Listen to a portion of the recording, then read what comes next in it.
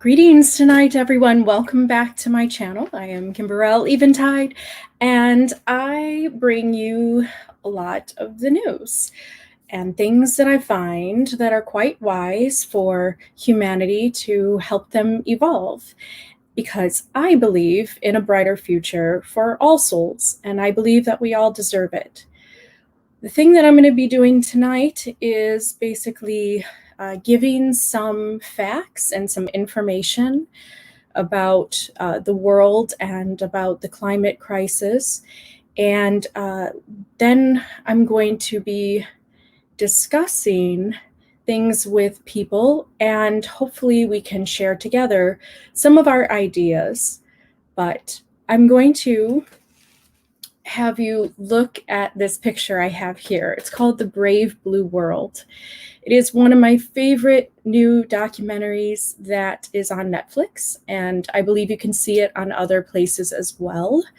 But this documentary is really wonderful, especially if you have a hard time kind of seeing the positive in the news. I mean, I know that a lot of us are dealing with a lot in our own lives, and we do have the pandemic.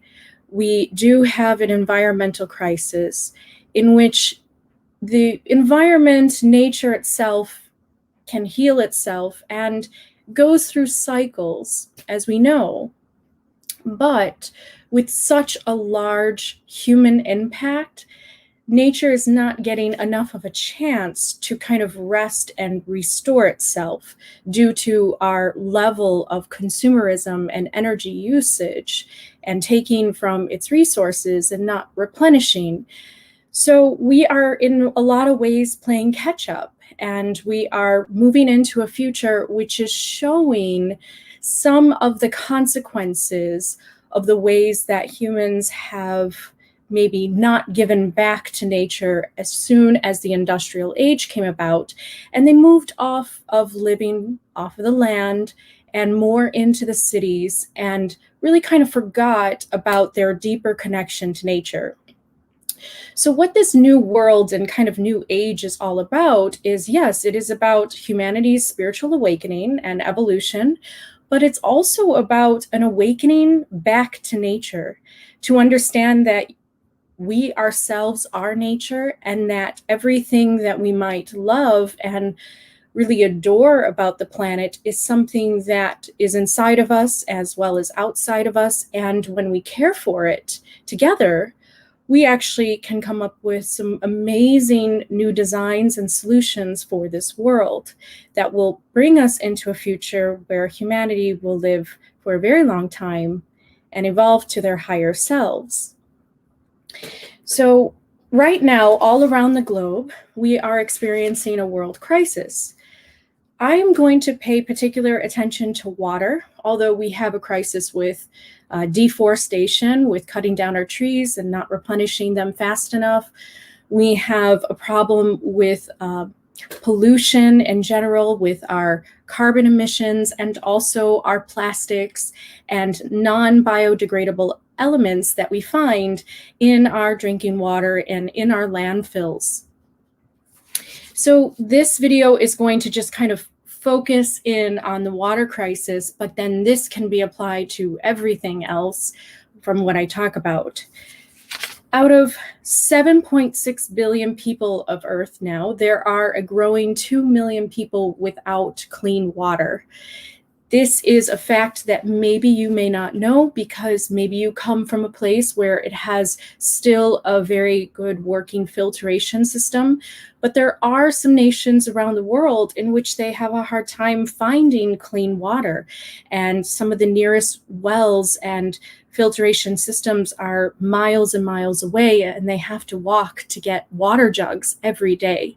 This is a type of reality that some people may not have. So it all really depends on perspectives of where you live and what kind of community and kind of civilization that you're living in, which will determine your perspective on this. Like in the movie Arrival with Amy Adams. So if you have not seen this movie about extraterrestrials that come to Earth, it's one of my absolute favorite. because the extraterrestrials do not come in a hostile way, but they come to provide humanity with a gift.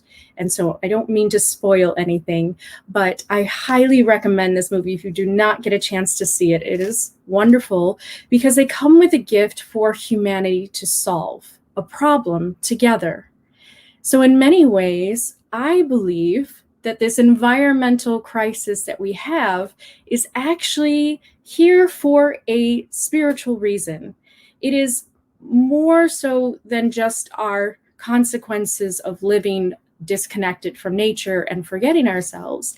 It is also because it's just time for humanity to come together and to spiritually evolve through the process of solving problems together. So in that movie Arrival, I think you'll see what I mean when you watch it, or if you've seen it, we could talk about it afterwards.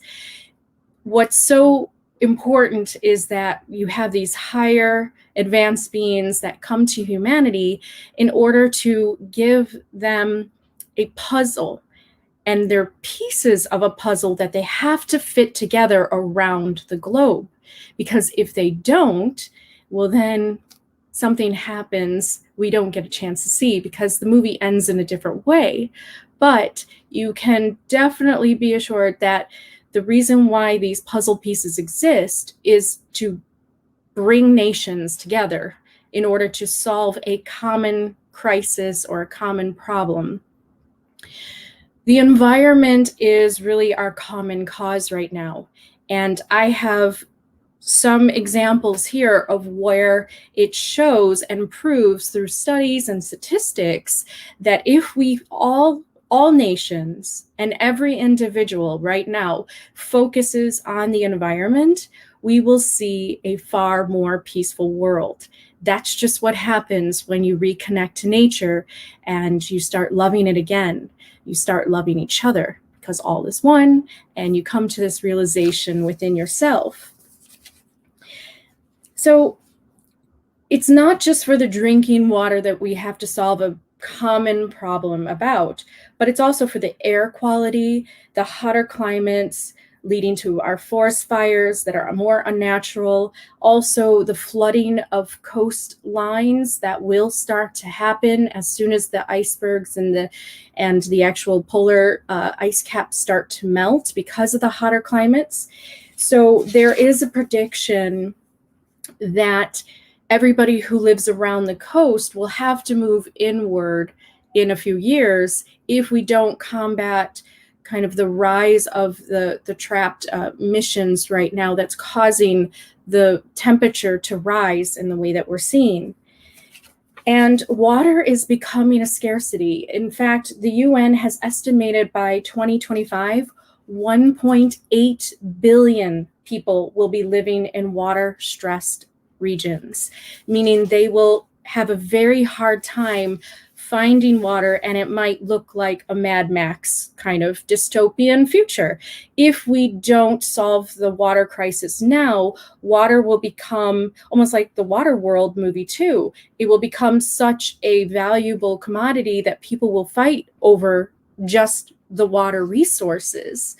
But there's another pathway that we can take where we can solve the problems together by innovations and putting our heads together that will actually bring us into a more positive type of pathway for the future. So just keep that in mind. By not planning together, by not using the right green technologies, and by not acting soon enough, we set ourselves up to fail. So that's the bad news. If we kind of let it just, see what happens naturally. This world for me is a spiritual experience as well as a physical experience. So what you basically awaken to spiritually, then you apply it in the material world and you get to see this manifestation physically. So even though humanity is awakening spiritually and understanding themselves in a higher perspective in a place, they also have to apply that new knowledge, that new information into the world and bring about new designs, new innovations, future ideas in order to bring an eco-sustainable society to a growing world population and make sure that the human species can survive in the future. So even though we have that bad news right now, and the UN says 2025 that we will basically see a lot of shortages of water, which we are already seeing in other nations where the filtration systems are not easy, are not there in places where everybody can get to. And they find that there's chemicals and other bacteria and other problems with their drinking water. Well, even though that is a crisis that is looming ahead, I just want to ask, what if this problem really is here just for that reason, just for us to experience in the collective of coming together and solving issues? What I really love about this Brave Blue World documentary is it does show the good news. There are tons of examples around the world of people who are using their skills and their abilities and their intelligence to come up with ways that are really creative, and they really understand nature and they know how to utilize it, and then they bring it to their community to help them. So it is a documentary of nothing but good news, and when you watch it, you will feel refreshed. It's all about water, so it's very healing in the idea that it brings forwards new ideas that are coming, that people are doing already, and it's important to have your eyes on them so that you don't feel so hopeless about the future. It's important to have a little bit of hope, and the way that you get hope is by knowledge, by actually educating yourself on the things that do exist and that can bring further hope into the future for you. So why is it that we have this problem? I believe it's because we are supposed to solve it together, and it's going to bring us more into alignment with each other all over the world. And then that will have governments talking together, communicating together, systems being rebuilt for each other. Richer nations will help to rebuild the poorer nations, and there will be this sharing of resources that is very important and very vital to a more peaceful world that does not war with other nations any longer. We are building this type of civilization on this planet in which we will evolve past warring with each other. We could focus on designing our cities and building a world that is good for all souls, brings about a whole new level of abundance to everybody on Earth, and then you can explore in space and go and travel to other worlds. So this is kind of the future pathway that humanity can go. But it's very important to focus on planet Earth because there is no plan B, even though some people may think there is. This is here for a reason for us to solve.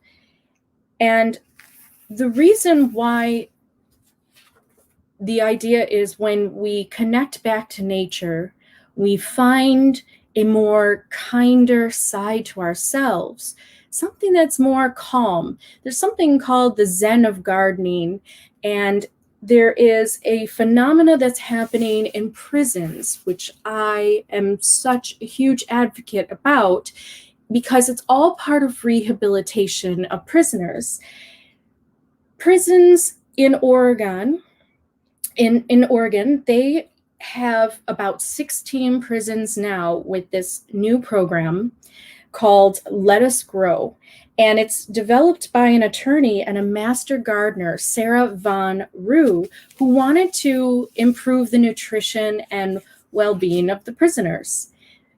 So the data shows that participants in these gardening programs, because prisoners can sign up and they can go outside and they can garden, and it's just that one time of the day where they get to go outside and put their hands in the dirt and the soil and help to see something grow. They're working with life firsthand, watching these plants grow. And this is something very exciting for prisoners. And this is a wonderful, wonderful program. I don't know why they didn't start this sooner, but thank you, Sarah Van Roo, for your wonderful, wise idea in this. They have found data suggesting that through these gardening programs, just 4% of prisoners reoffend. They have a reoffend rate, meaning that if they're let go into society, there is oftentimes a reoffending rate where they come back into prison because then they do something else that breaks the law. There is only a 4% reoffend rate, while the national average, according to the Bureau of Justice Statistics, is 68% within 3 years. That means that working in gardens facilitates a love of life again, a reinstating into society, bringing these prisoners back into a place of emotional calm and helping them to rehabilitate and heal so that they can come back into society. So it's a type of form of redemption for them, really. They are also finding correlations to caring for a common garden environment as the prisoners are helping to work together as a community. So it calms their emotional outbreaks and fights with each other, allowing them to problem solve together. Like if a type of crop is not maybe growing, then they're putting their heads together to figure things out. And they're solving these problems together as a community.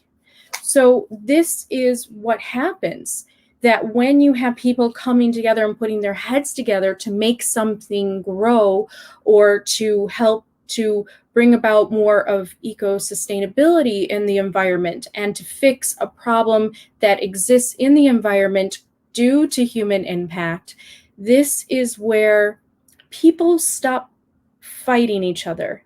They focus on what is in front of them, and they have this new kind of love of life, and it really does calm the emotions. It makes people more peaceful when they are working with the earth. It's very true.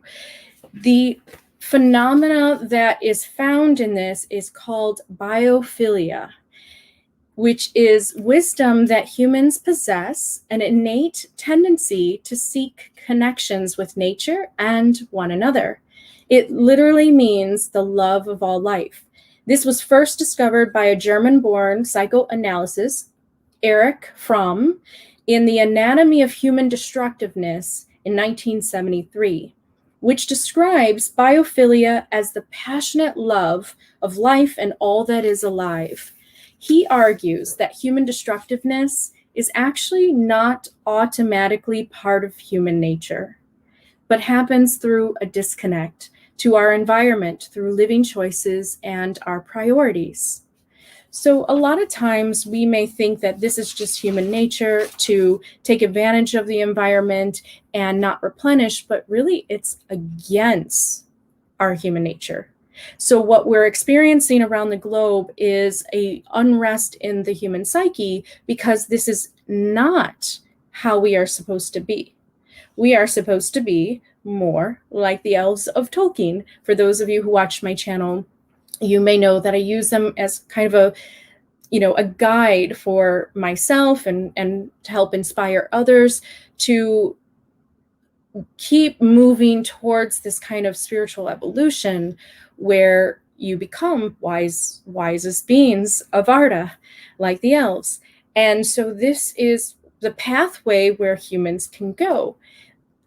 The pathway to get to that place is to grow back towards nature, to feel like you are connected to nature so much so that you never harm it, and that all your designs, all of your intelligent, technologies and work on Earth really coexist and live in harmony with nature and never hurt it. If it does hurt, there's a quick type of repairing that humans can do and replenish. So this is what it is about the Tolkien elves that maybe humans might feel, resonating with, and also feel like they want to become. The elves are basically those that are rooted into earth, in the idea that they are so connected to the earth they would never hurt it. They understand everything about the ecosystem that they live in, and they know how to live in a way where it's completely in harmony and coexisting with nature as one, and it doesn't hurt it at all.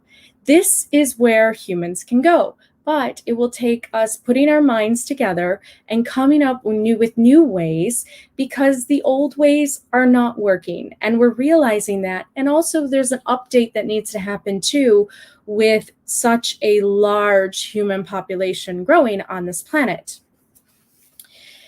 And I just want to read you some of the things from this really wonderful, wonderful author that, if you are really interested in this subject, I really recommend Edward O. Wilson. I recently found him. He's an eminent biologist. He's a sociobiologist. So he studies biology in terms of sociology and what it means to humans. The eminent biologist Edward O. Wilson in sociobiology suggested that the need to relate to other life forms and natural processes is an essential and integral part of human development and physical and mental growth. He discussed this concept under the name biophilia and defined it as an innate tendency to focus on life and life-like processes. In other words, we have an innate urge to affiliate with other life forms. The biophilia hypothesis suggests that humanity depends on nature not only for the obvious material and physical sustenance, but also for much deeper and equally important human needs for aesthetic and intellectual, cognitive, and even spiritual meaning and satisfaction to life. What makes us human has evolved in intimate reciprocity with the environments our human ancestors found themselves in. The animals and plants we shared ecosystems with have honed our senses, shaped our abilities, and helped us to become who and what we are today. Reconnecting with our innate love for life in all its forms lies at the heart of creating a more regenerative human presence on Earth. The biophilia hypothesis suggests that there is an instinctive bond between human beings and other living systems. Our sense of urgency is prompted by the conviction that the modern onslaught upon the natural world is driven in part by a degree of alienation from nature.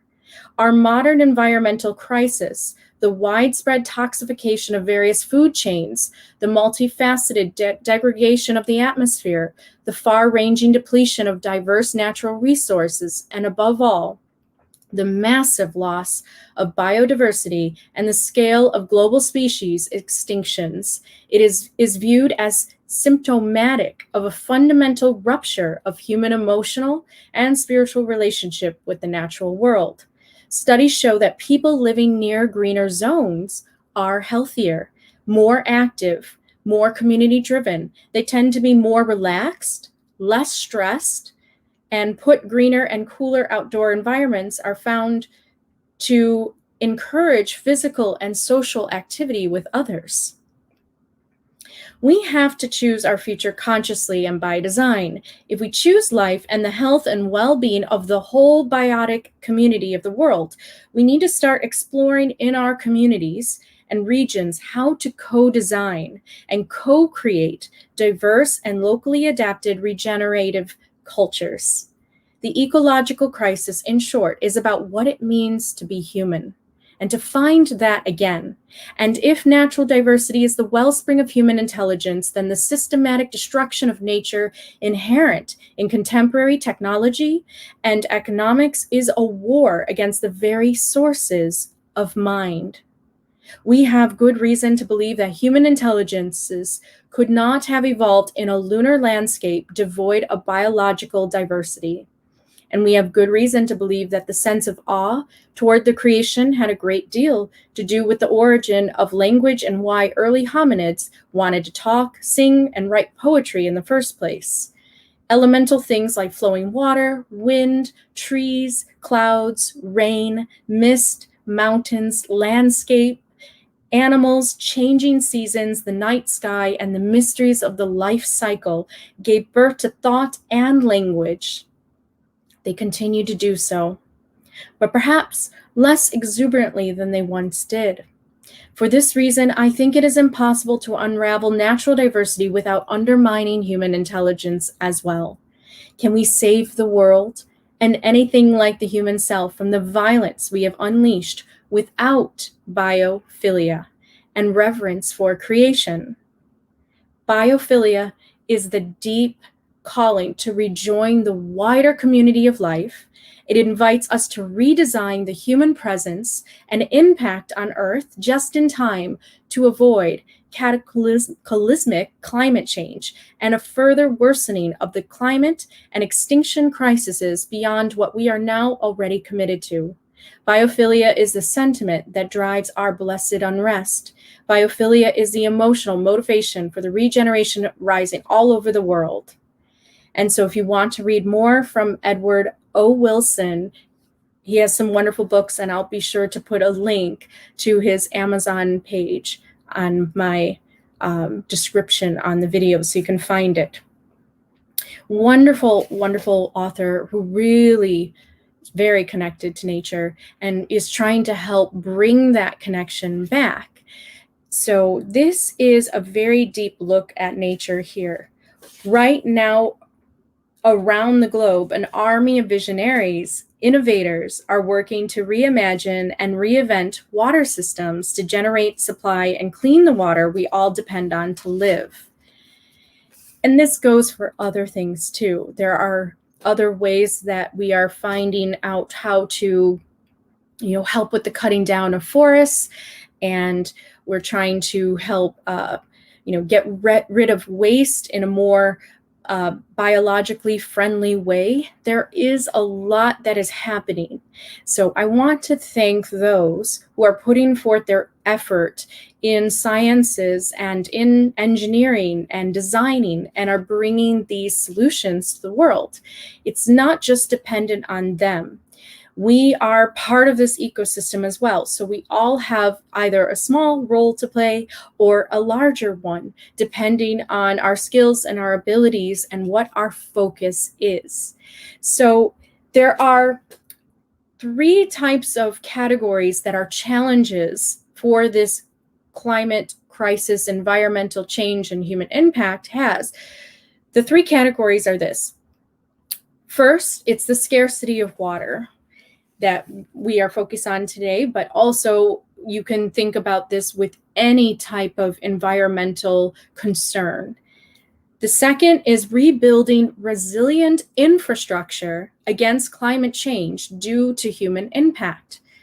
And the third is doing all of this in a way that is affordable for everyone in society. So this is not just to be something that's available for the wealthy. This is something that's going to help all souls, even the homeless, those that don't make any money at all. We want to provide them the same type of environment that the rich will get as well. So these are what these engineers and designers are thinking about, how to bring about this change and co-design with each other so that we can have this new earth that we're trying to build. Back in the turn of the century of less humans, people would get water by digging up wells, or they got water from the creek or the river. And they had a very simple sewage system where they would just kind of dig a hole, and it was like a sewage lagoon behind their houses. But because people became sick with human waste entering the well water, governments would step in to help create sewer systems and filtration water systems. So the government is a big part of this. We cannot just depend on the sciences, but this is a political thing too, because policies and laws. And this type of thing that gets into the politics is also something that either stands in the way of progress or it can help move us forward.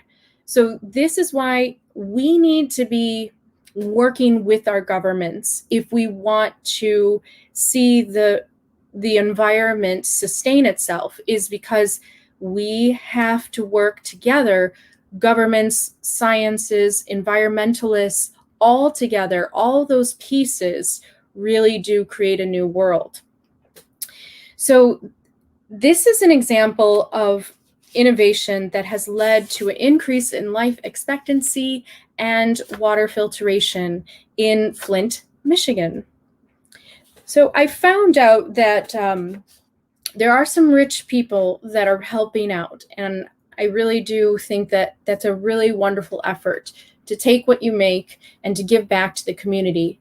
Elon Musk has helped in some way in Flint, Michigan. He has provided some money, or at least he has made it a goal to help bring in new type of filtered drinking fountains in the schools in Flint, Michigan. He was really concerned about the students having clean, fresh drinking water. So thank you. And I hope that that's getting its feet on the ground and actually in schools. If anybody's part of Flint, Michigan high schools, you want to tell me if that actually happened, I would love to know.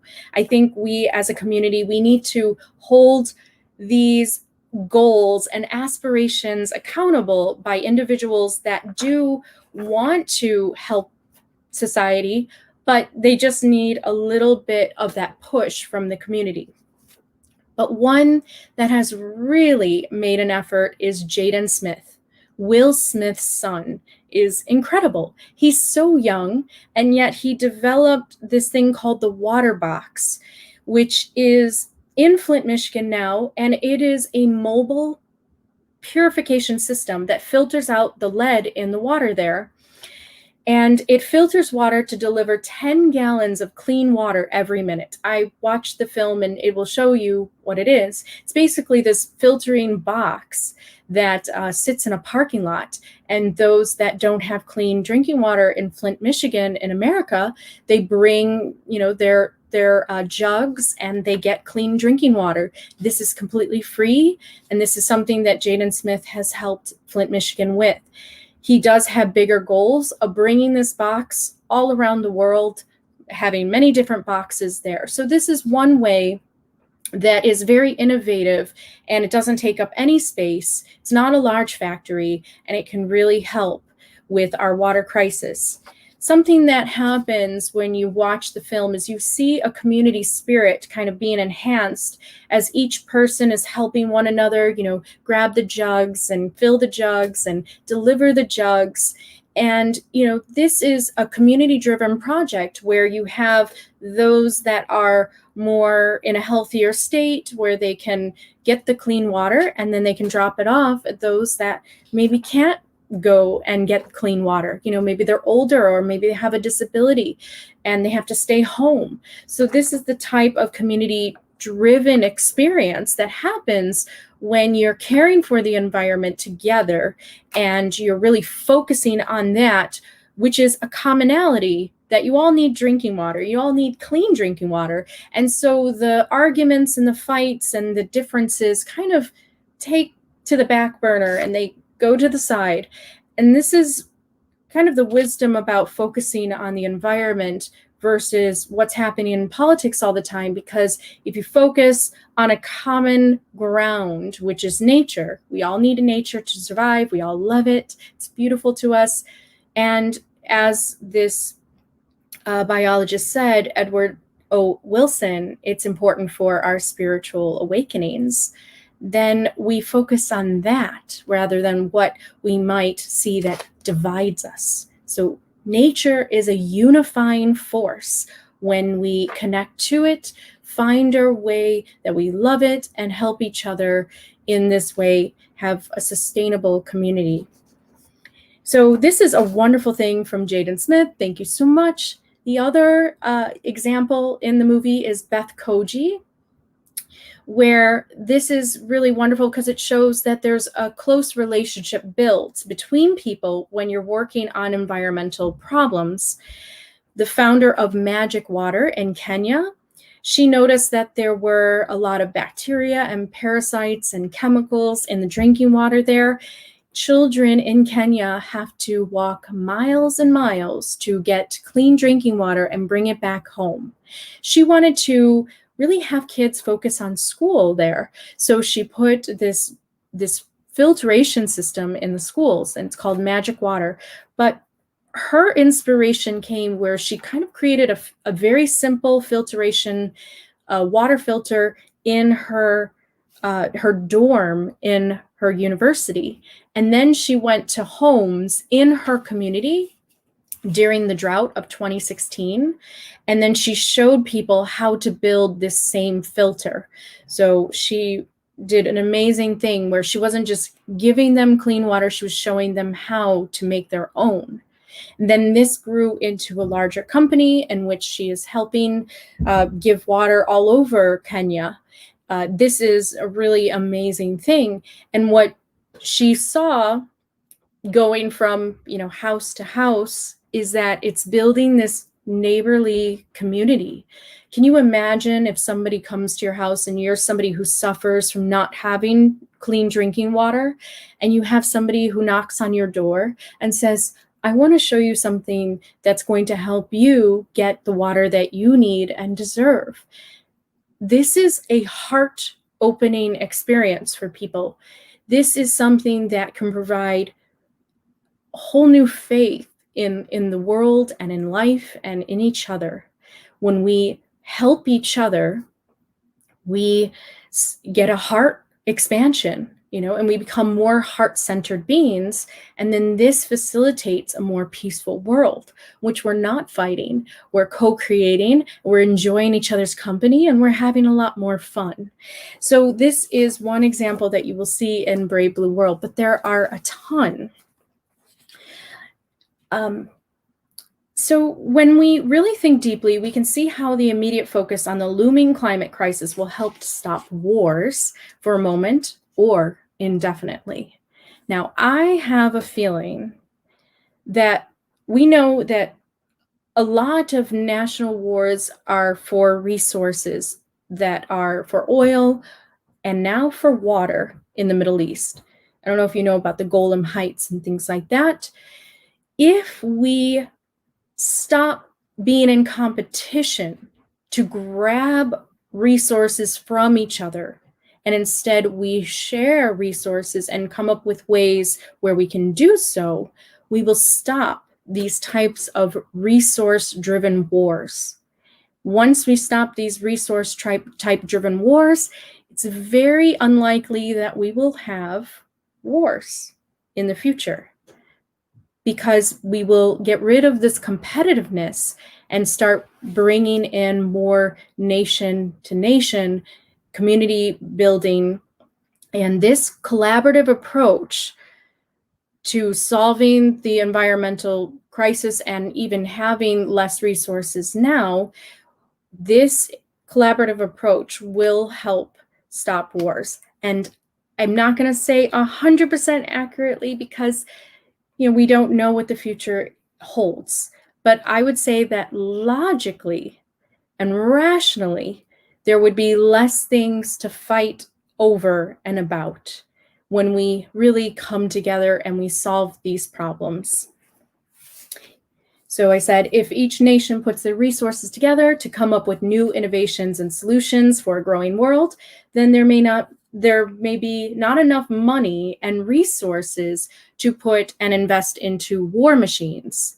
And instead, we're going to have to invest in these facilities that are eco-friendly and can bring out eco-sustainability to the community, and can do a bit of alchemy where it's about really turning wind into water and vice versa, and the solar power into energy that we see that can power whole towns like Palo Alto in California.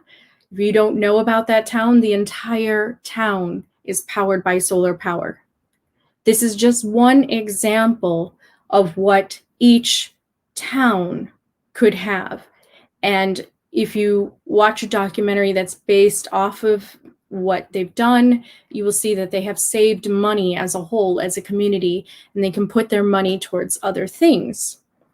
So it seems the common problem that all nations have and will face, because pollution knows no borders. It's in the air, it's in the water, it crosses borders, doesn't listen to any, government systems that are keeping it, in one place from another. It really is a world problem. It's no longer just a national problem, or we can't think of it, oh, it's just the problem of China. The pollution in China, that's China's problem. Or, oh, it's a problem of America. The pollution in America is America's problem. Well, yes, we have our responsibility, and we can look to our communities and see what we can do wherever we live. But at the same time, that pollution then goes across the world, and we share the air and we share the water. So it's very important that we look at pollution in that way on a more global wide scale. I have seen the environmental concerns bring people of all political parties around the world together. It's true. I have watched people that might have different political leanings, different religious background and ideas, and they are brought together by their concern over the environment. So religion takes a back seat, politics takes a back seat, and everybody's concerned about trees, plants, water, and that's really our focus, and air, and so this becomes the focus rather than the things and the ideologies that really kind of divide humanity. So in conclusion, what I can personally do with my gifts and abilities or skills to help the environment is a question that we all must ask ourselves right now. What is it that you personally can do with your particular background of education or your skills, your artistic abilities? Anything that you can think of that is going to help the environment will make a huge impact. That is what you see in this documentary, individuals doing, and then coming together with people around the world to actually implement them. One of the great things about the UN, and I've joined the environmental sector of it, is that you see people from around the different nations actually talking. And what we're doing right now in UN environmental sector is talking about what works for them in their country, and then they're sharing this information. There's no competitiveness when it comes to real environmentalists. They are all interested in sharing what works. So you get rid of this competitiveness and you enter into the state of harmony and collaboration and co-creation. And it's just wonderful to see. And this, I believe, is I've seen this bring people together. It's a common trait to love nature. It is. It doesn't make us really unique to love nature, but it is that extra effort that will make humans more their higher selves together. So it is just that extra effort that might make you feel more connected to nature, more resonating with the elementals and the elves and the fairies. It is that extra effort that you put personally towards the environment that does that. And I wanted to share just two things just to think about. This is food for thought, and then we'll go to the green think tank. The rare earth hypothesis it proposes that evolution cannot happen without environmental hardships. So the axial tilt that incites the seasons, the tectonic plates that crash together, and other cyclical forces of the planet, it actually drives life to thrive through resiliency and rebirth. So this is something to keep in mind. The rare earth hypothesis, the idea that we are experiencing these problems because this is kind of alluding to a new type of evolution of the human species. But we have these common problems. How do we become more in harmony again, coexist with our environment, and build this kind of community type of thinking about, helping the world in that way? So the other food for thought is the Kardshev scale. It's Kardashev.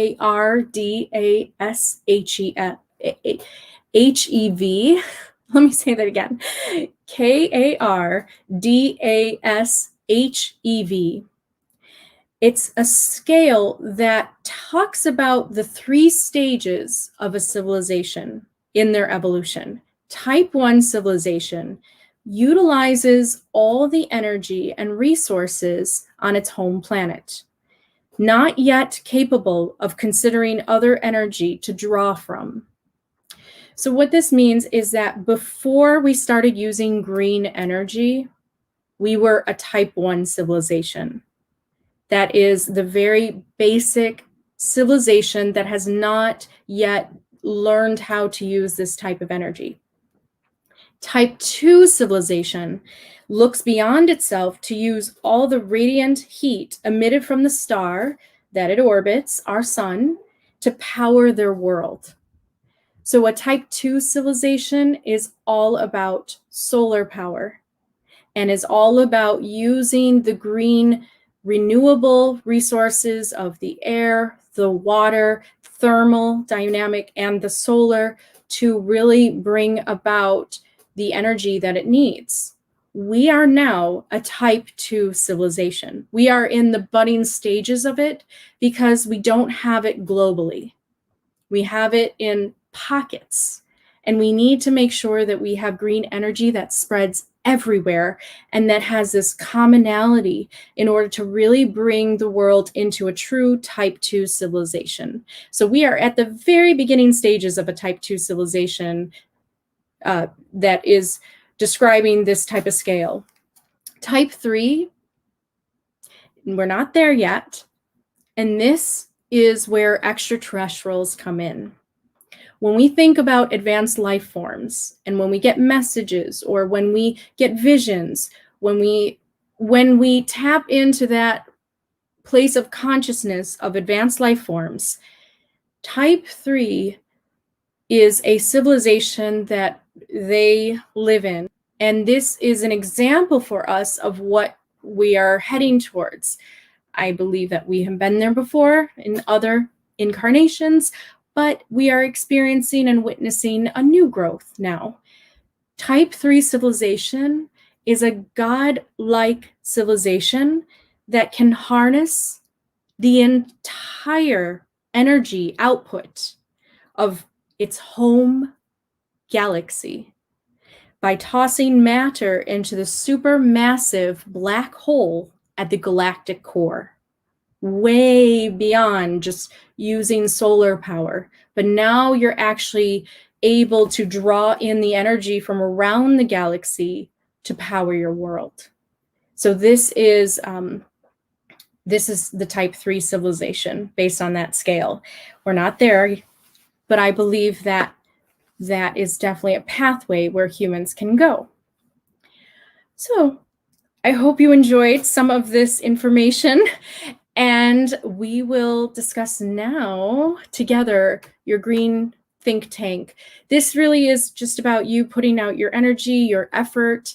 I did ask some fellow solar punk enthusiasts to join me, and so I hope that they can put forward their ideas. And if you have been working in the environment or been working as a designer or architect or anything like that, I hope that you can put your wisdom there for us to see what's going on.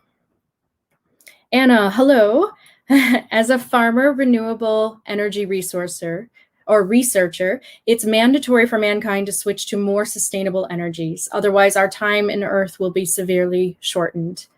It will, because we really are running out of time with our finite fossil fuels. So this is definitely, we're kind of running against the clock in a way. But it's there for a reason, because now we have this opportunity, this great opportunity to bring us all together, when before we were just warring with each other and in competition. Now we won't be in so much competition with each other, because we can start sharing with each other our knowledge and our ideas to co-design. Yes, I agree, Lucius. It's important for prisoners to get help, not just get punished. Absolutely. We want them to heal. Many of our prisoners will go back into society.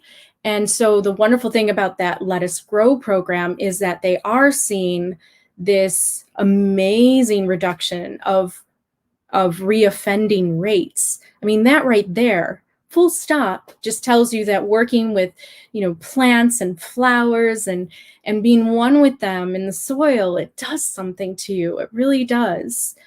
And it makes people happier. And happier, citizens are going to go out into the world. They're going to be kinder. They're going to, do things for others. Yeah, you can't go wrong with that, for sure. And Chris Glass Walter, you feel that unrest in the psyche. I need to learn how to eat, not eat, and how to help nature. Those are great goals. I mean, that's kind of what I did for myself. Like, I was not a vegetarian before, and now I decided to be it, because I wanted to put in that extra effort to help with the consumerism of meat and to help in that way. I believe in balance. I don't believe that everybody is going to choose that pathway, but those who are vegans, those who are vegetarians, are helping our horrible animal conditions, and are also helping to, really cut down on the factories and the consumerism that we have to feed such a large population. So it's about supply and demand, really. So that was kind of like an extra goal for myself. And yeah, just small goals, whatever you can do, they become small victories. They really do. And then Justin, not that I'm saying it's part of human nature, I just want to know what they found to come up with a conclusion. As far as, the 1973 book. Well, I'll tell you the title and you can read it yourself, because I did not get a chance. I just kind of learned a little bit about Eric Fromm, but The Anatomy of Human Destructiveness, 1973, that was when it was written. And he was a psychoanalysis. So he basically just goes into, I think what he's doing is he's looking at how much humans love nature and they feel at one with nature. And then he's correlating that the destructiveness is really against our true nature. So it's our unconscious selves that are just chopping down the trees and not replanting. It's our unconscious selves that are polluting and throwing our garbage on the ground. It's our unconscious selves that are throwing our plastic, in the ocean. Our conscious self is much more aware of what we consume, more aware of what we do with our garbage, and is making less of a carbon imprint on the planet. There are really great carbon imprint calculators that you can check out. If you just Google carbon imprint calculator, and then you put in your activities during the day and what you do, it will calculate what your carbon imprint is, and then you could see if you need to reduce it or not. So I think that it is our unconscious selves. And so I think that's what he's getting into, is that it's not our true selves. Our true selves are actually always connected to nature. All is one energetically, and we feel that, and we can experience that in nature, but it is the unconscious collective that is still polluting. It is the unconscious collective that is still hurting the planet. I hope that helped. And then Paul, you're going off the topic. You meditated for the first time recently. Saw yourself sitting there. Good. And you shot through space and landed in a room full of alien beings. That sounds like an astral projection, not just meditation. That's great. I mean, that's where I kind of get my inspiration is through astral projecting.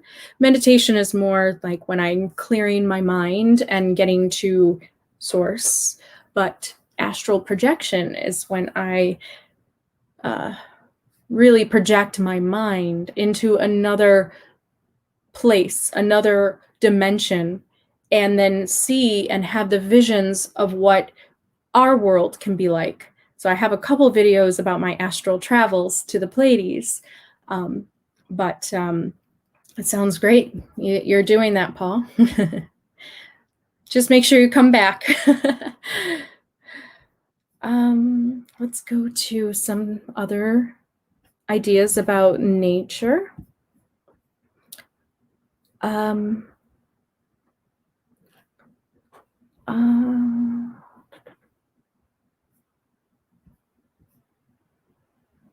Yes, I agree, Naren. Meditation is not dangerous. No, it shouldn't be if you're doing it right. If you're projecting your mind into something, then you're basically, you're opening portals in a way, not outside of the self, but you're opening portals. And if you're not really secure in yourself or where you are, then maybe you can get lost in that. But meditation is really just a place of calm. It's a place of kind of inner knowing. And meditation can happen when you're gardening or when you're caring for nature. You can enter a place, like when I'm working in the garden, you can enter a place where you're just kind of quiet with just your plants, and you're just focused on your plants, and you're just listening to like kind of the voice of nature. And that is a very meditative practice that can happen without actually sitting there and being quiet and meditating, but you're actually doing something. You can meditate walking around, you can meditate doing things. If you get to a place where you can quiet your mind, focus on your thoughts and your awareness, and just let them pass through you. Just take your thoughts and let them go. The point is to just, when Buddha taught about meditation, it's really about alleviating the suffering of living. So how you alleviate the suffering of living through meditation is by realizing that those thoughts that cause suffering is temporary, and that you can pull those thoughts one by one like a passing cloud, let them go, and then you alleviate the suffering. You feel like you're in a state of impermanence with the suffering, because you get really to that true place where you're really one with the universe. That's kind of how we see it there. Well, let's get back to the environment.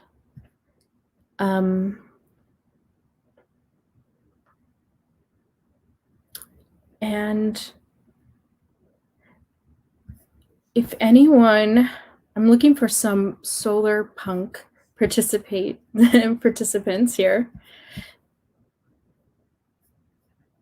Spirit, you're a new one. Spirit 277. Greetings. Can you discuss offerings to the Elven land spirits? How can we help support the elves in their work to support planetary ascension? I'm a shamanic practitioner who works with elves.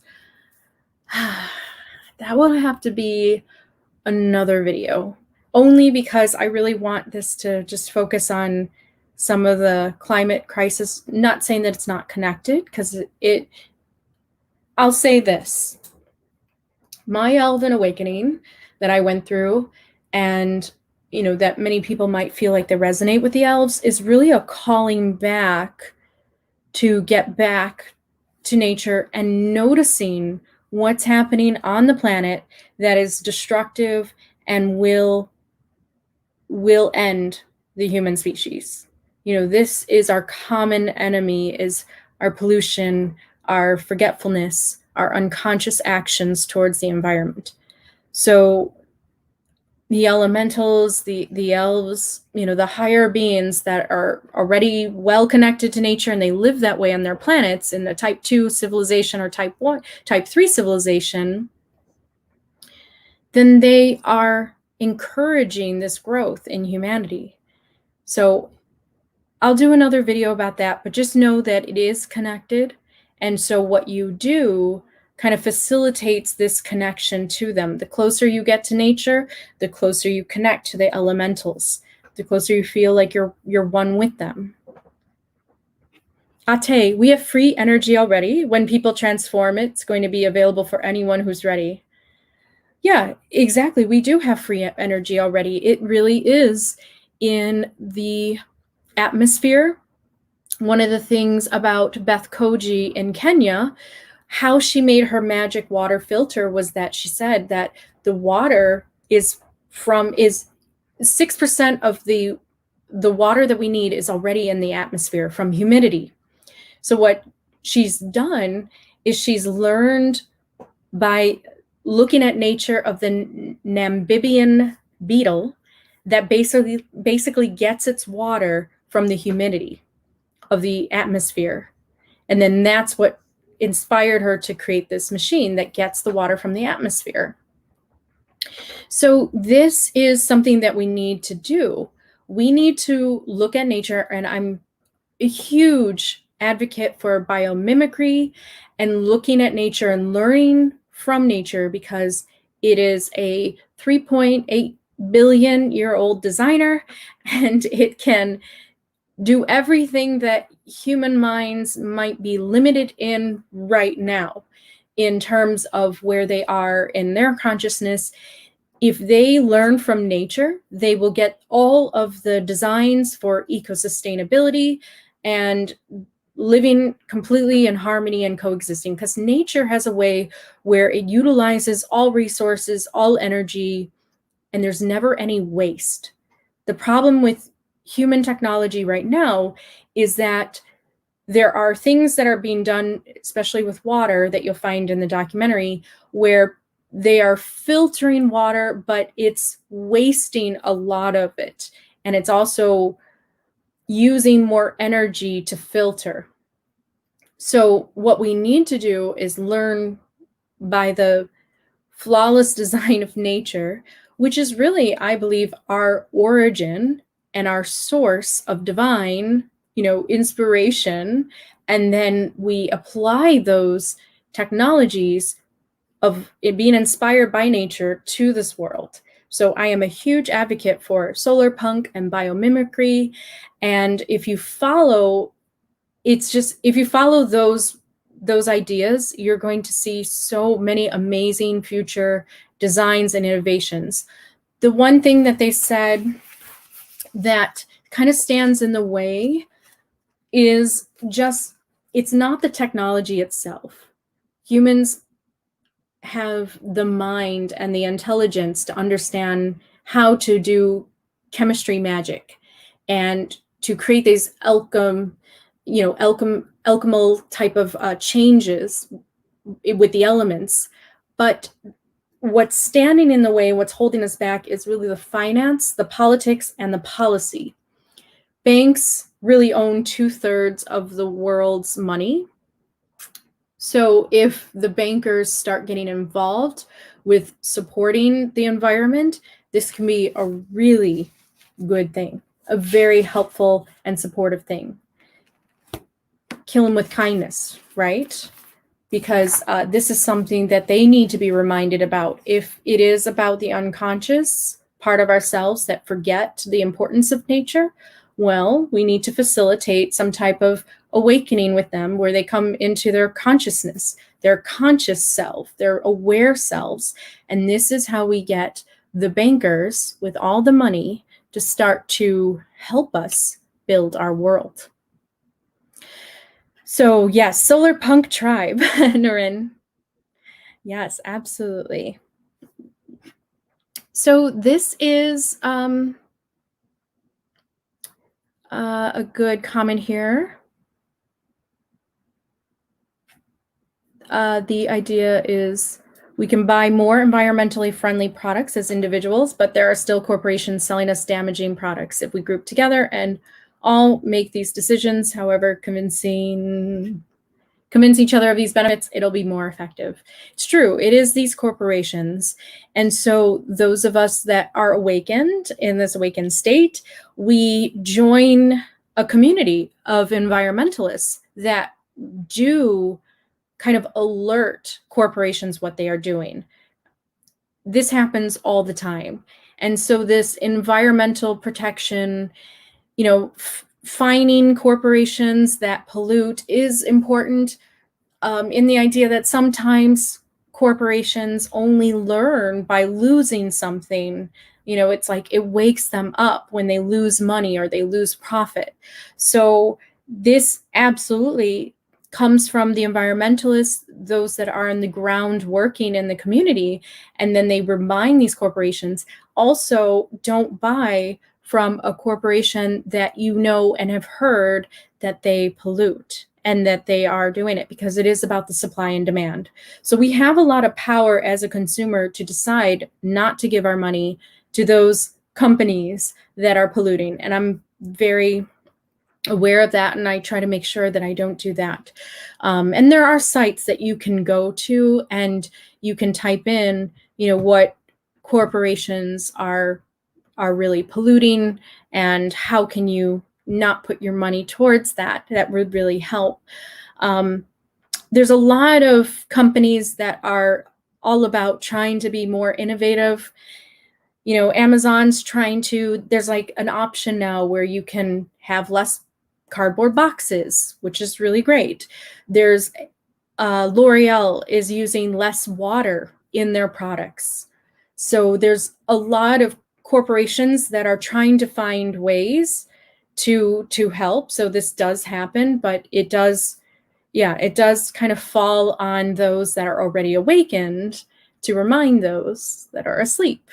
And so this is a new way to kind of look at, unconscious versus conscious.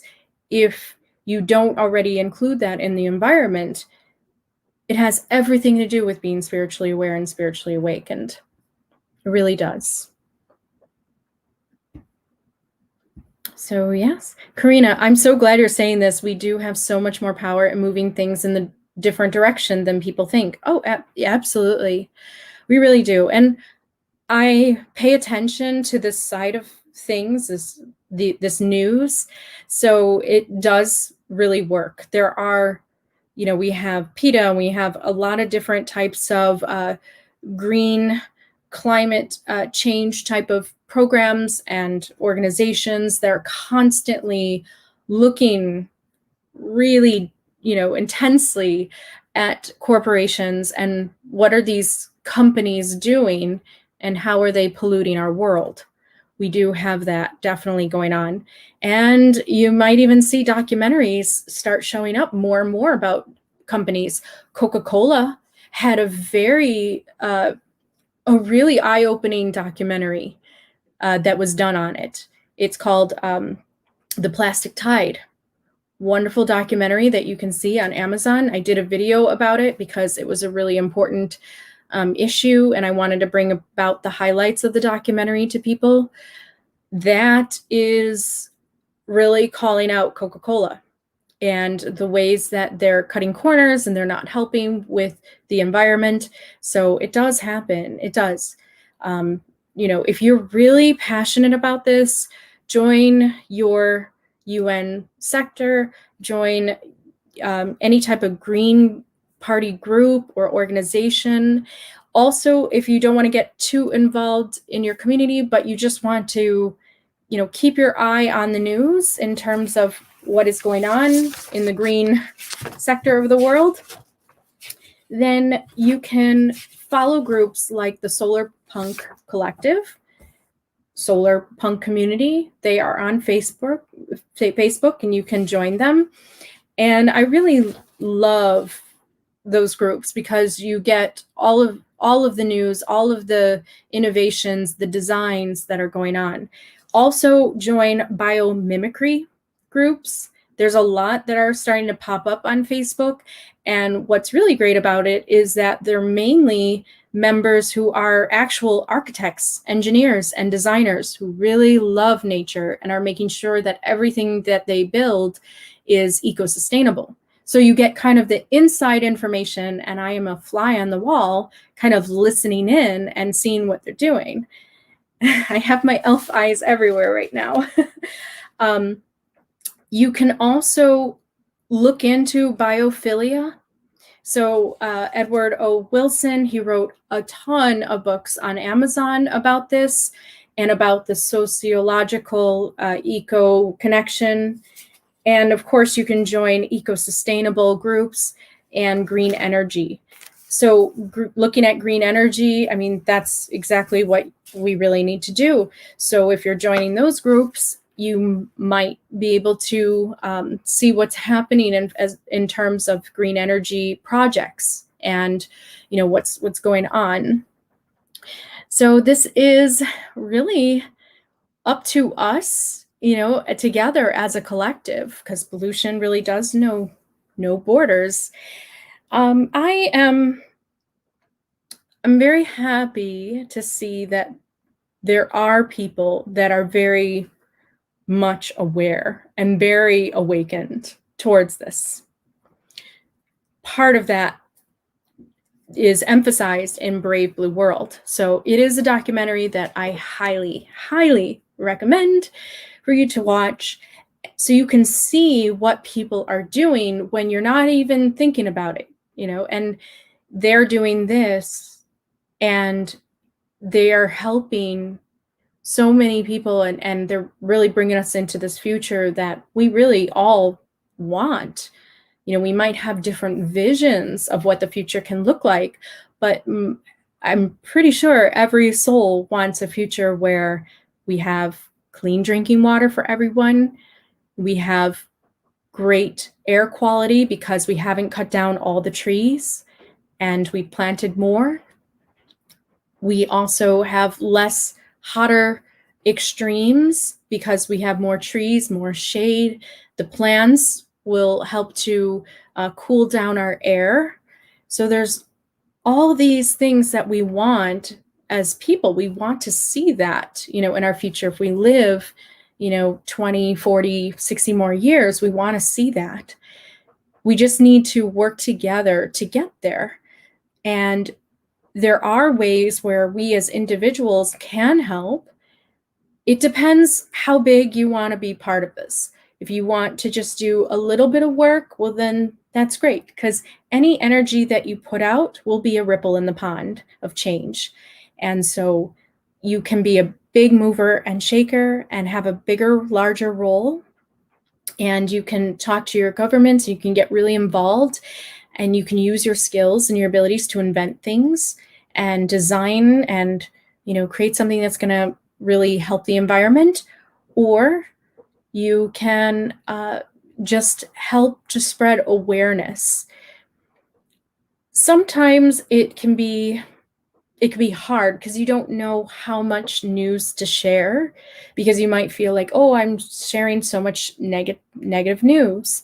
Well, people need a certain type of wake up. So what I suggest is focus on the positive news, because it will help people see that there are solutions and this is how we do it.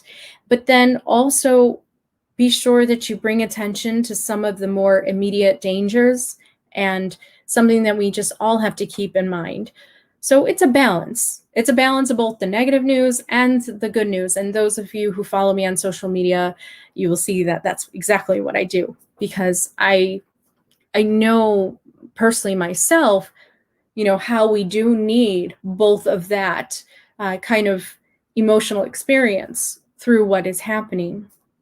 But if we want to get to the world that we really dream of and that we, you know, have visions of, and we believe that extraterrestrials come from, and we feel part of them and we want that, well, in many ways, they are an example for that. They're just kind of that reflection of the future, that type of type 3 civilization that we are growing towards.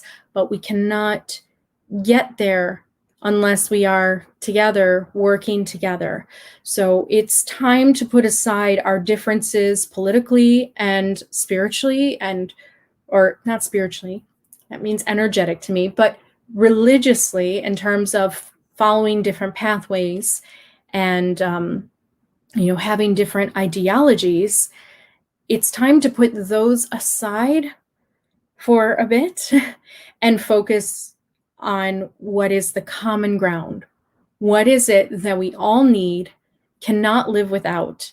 And when we do that, we can get to a place where we live in harmony with each other and coexist. One of the reasons why I personally love fairy so much is the idea that fairy, when I can go there in my mind, when I get visions of it or glimmers of it in books and stories, when Tolkien describes it in depth and detail, I see all parts working harmoniously together. You have the fairies, the gnomes, the dwarves, the elves, the centaurs, all of these different types of elemental beings and fae that are working together to always make sure that their realm is healthy and vibrant and abundant.